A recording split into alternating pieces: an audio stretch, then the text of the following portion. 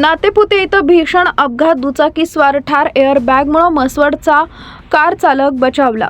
आळंदी पंढरपूर पालखी महामार्गावर जिजाऊ चौकाजवळ सायंकाळी सुमारे 6 वाजेच्या सुमारास चारचाकी व दुचाकी यांच्यात समोरासमोर भीषण धडक होऊन एकाचा जागीच मृत्यू झाल्याची दुर्दैवी घटना घडली।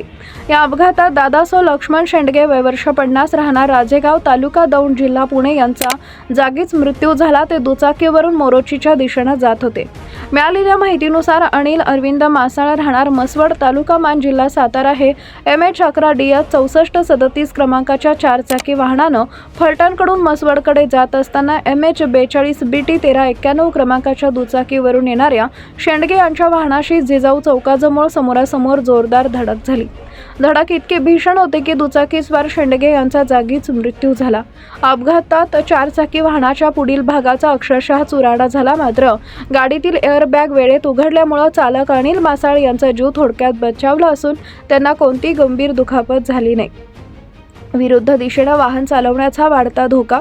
या अपघातात जिजाऊ चौक परिसरातील वाहतूक व्यवस्थेनंतर पुन्हा प्रश्नचिन्ह निर्माण झाले।